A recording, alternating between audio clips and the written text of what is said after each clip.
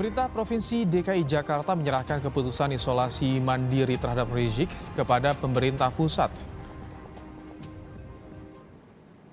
Wakil Gubernur DKI Jakarta Ahmad Riza Patria menyatakan ketentuan isolasi mandiri terhadap Rizik Syihab menjadi kewenangan Kementerian Luar Negeri. Pemerintah Provinsi DKI Jakarta hanya akan berkoordinasi dengan pemerintah pusat terkait hal tersebut.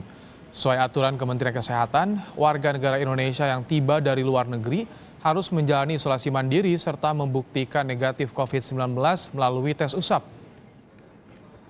Biarlah menjadi kewenangan wilayah dari pemerintah pusat, dalam hal ini Kementerian Luar Negeri ya.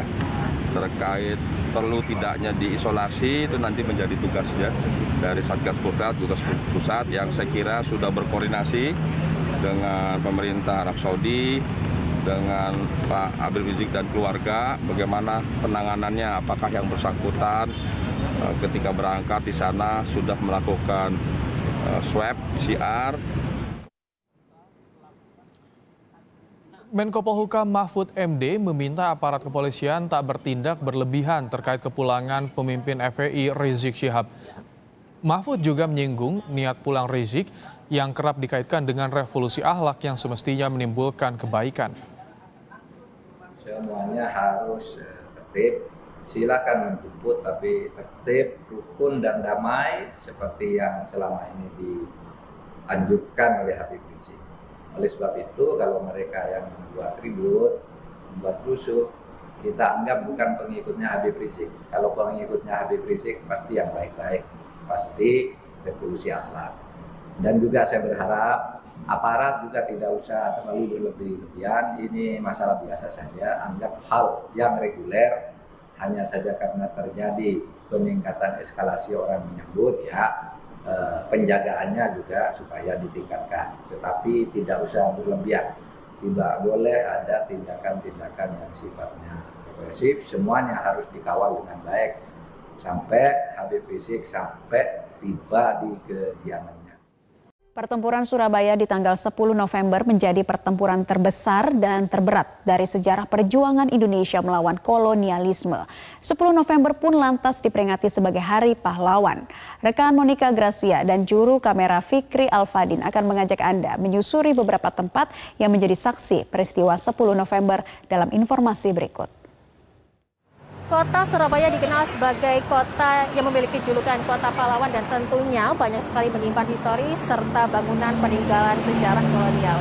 Di spesial Hari Pahlawan di tahun ini kami akan mengajak Anda untuk menyusuri berbagai bangunan peninggalan sejarah kolonial dan dimulai dari tepatnya Hotel Yamato atau Hotel Majapahit yang merupakan salah satu saksi dari perobekan bendera Belanda yang dilakukan arek-arek Surabaya dalam mempertahankan kemerdekaan. Destinasi pertama yang kami kunjungi adalah Hotel Yamato yang terletak di kawasan Tunjungan, Surabaya. Disinilah awal pemicu terjadinya peristiwa 10 November 1945. Lokman yang merupakan perwakilan Inggris dan juga orang Belanda di Surabaya tidak mau mengakui kemerdekaan Indonesia dan mengibarkan bendera Belanda berwarna merah, putih, dan biru di atas Hotel Yamato pada 19 September 1945. Hal ini memicu ketersinggungan arek-arek Surabaya yang masih merasakan euforia pasca proklamasi kemerdekaan.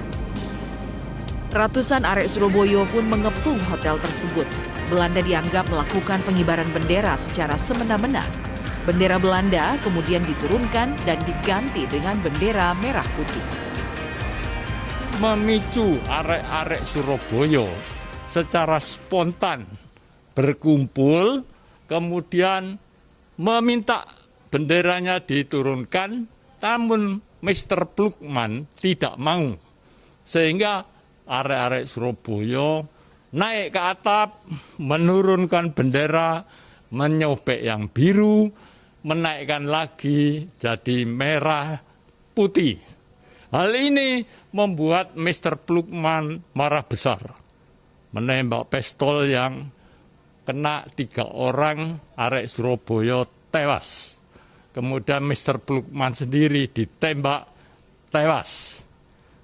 Titik tolak pertempuran 10 November adalah dari hal ini. Hingga saat ini, kondisi para veteran yang tercatat mengikuti perang dan menjadi saksi sejarah 10 November 1945 hanya tersisa 57 orang berusia lanjut dari total 2.000 orang. Adanya peristiwa 10 November ini menurut sejarawan Bayu Aji merupakan peristiwa besar setelah kemerdekaan Republik Indonesia 17 Agustus 1945. Dikarenakan perang ini melibatkan masyarakat luas dari berbagai kalangan yang dengan tekad dan semangat mempertahankan bangsa dari kolonialisme dan Indonesia merdeka secara sepenuhnya. Bahwasanya rakyat Surabaya, orang di Surabaya itu menginginkan kemerdekaannya 100%. Dan ini kemudian dimaknai bahwasanya ada keinginan kemerdekaan ini menjadi milik bersama. Karena peristiwa 10 November itu menjadi sebuah peristiwa bersama, tidak hanya sebagai peristiwa yang dilakukan oleh para elit, tetapi masyarakat luas ikut berjuang, kemudian ikut terbentuk tekad dan semangat untuk terlibat dalam peristiwa 10 November.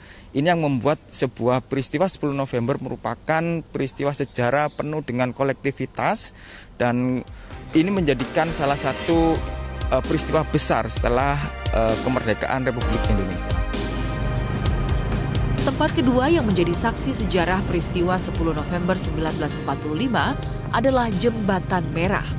Semangat arek-arek Surabaya kala itu pun berhasil memukul mundur tentara Belanda hingga ke Jembatan Merah, Surabaya, hingga ke Pelabuhan Tanjung Perak yang merupakan pusat Belanda. Aksi ini merupakan instruksi tokoh kunci perang 10 November 1945, Bung Tomo. Penyebutan Jembatan Merah sendiri karena sejarah kelam yang terjadi di jembatan ini, di mana pertumpahan darah terjadi antara pejuang Indonesia melawan penjajah.